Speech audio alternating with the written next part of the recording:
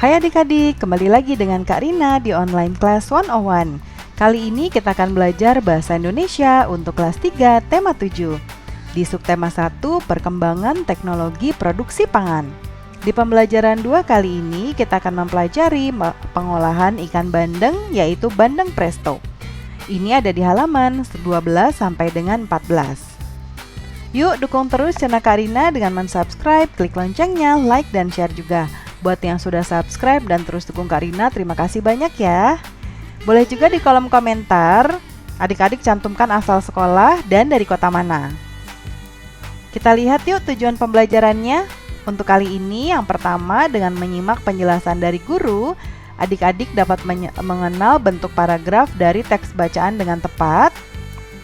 Dengan mengamati teks bacaan, adik-adik dapat menemukan banyaknya paragraf dari teks yang telah dibaca dengan tepat. Dengan membaca teks bacaan secara berpasangan dan mengamati pokok pikiran dari tiap paragraf, adik-adik dapat bertukar informasi mengenai isi dari teks tersebut dengan tepat. Melalui diskusi bersama teman, adik-adik dapat melengkapi informasi dari teks bacaan dengan tepat. Jangan lupa untuk berdoa dahulu sebelum mulai belajar ya adik-adik. Jaga kesehatan dan selalu ikuti anjuran Bapak dan Ibu guru serta orang tua di rumah. Ayo kita mulai adik-adik, ini ada di halaman 12 ya. Nah kita lihat nih, ada ikan ya adik-adik, ini bacaan apa ya? Kita lihat yuk. Dayu, Siti, dan Lani membaca buku tentang pengolahan ikan bandeng. Mereka tertarik untuk melihat cara pengolahan ikan bandeng. Esok harinya, Dayu, Siti, dan Lani mengunjungi tempat pengolahan ikan bandeng. Mereka berkunjung ke rumah Pak Sarip. Pak Sarip memiliki kolam ikan bandeng. Pak Sarip juga mengolah ikan bandeng agar lebih awet. Pak Sarip membuat ikan bandeng presto. Dayu dan teman-teman ingin melihat proses pengolahannya. Bacalah teks tentang bandeng presto berikut. Nah ini ada teks ya adik-adik, judulnya Bandeng Presto. Bandeng presto adalah ikan bandeng yang dimasak dengan menggunakan panci presto. Panci presto menghasilkan uap air bertekanan tinggi. Hal itu akan membuat daging ikan menjadi lunak. Tidak hanya dagingnya, duri ikan pun akan melunak. Bandeng presto ini dibumbui dengan bawang putih, kunyit, dan garam. Ikan yang sudah diberi bumbu kemudian dibungkus daun pisang. Setelah itu, ikan dimasukkan ke dalam panci presto yang dapat dikunci dengan rapat. Lalu, ikan yang matang secara merata. Setelah matang, bandeng presto dapat dikemas. Cara mengemas bandeng presto akan menentukan daya tahan ikan. Jika dibungkus plastik biasa, ikan akan bertahan selama 5 hari. Namun, jika dibungkus dengan menggunakan plastik tahan udara, ikan akan bertahan hingga 3 bulan. Nah, kita lihat yuk, kumpulan kalimat yang diberi warna berbeda disebut paragraf. Nih, ya adik-adik, ini warna hijau.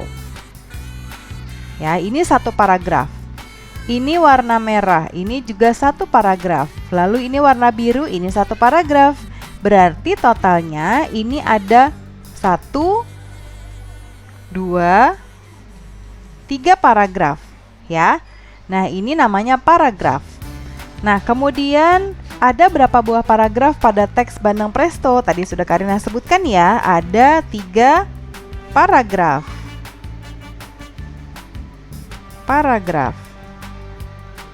Kemudian berikutnya, lengkapi informasi yang diperoleh dari teks bacaan bandeng presto.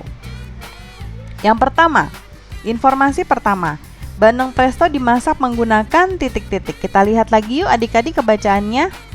Nih, bandeng presto adalah ikan bandeng yang dimasak dengan menggunakan panci presto. Kita jawab di sini ya. Kita lihat jawabannya, panci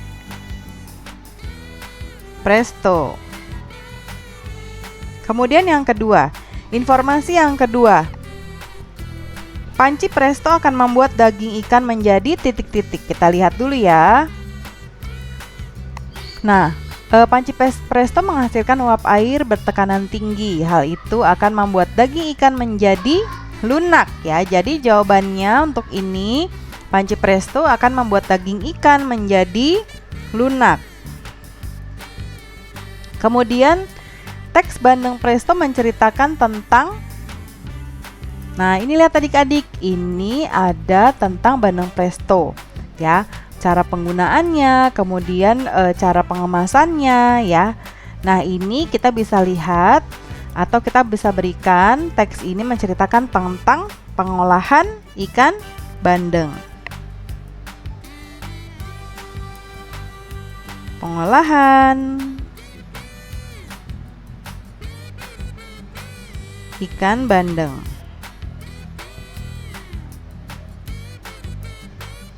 Menjadi bandeng presto.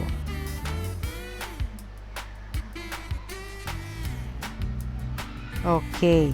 Nah, kemudian informasi 3 adik-adik. Kira-kira informasi apa lagi yang ada di sini? Karina mau membuatkan seperti ini ya. Yaitu ikan ada di sini ya.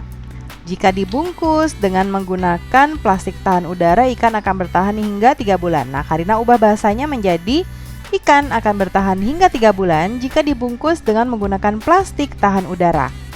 Ya, kita lihat yuk di sini. Nah, sudah selesai ya adik-adik pelajaran kita untuk kali ini. Terima kasih sudah menonton sampai akhir adik-adik. Jangan lupa di subscribe, klik loncengnya, like, dan share juga. Sampai jumpa di video berikutnya. Dadah!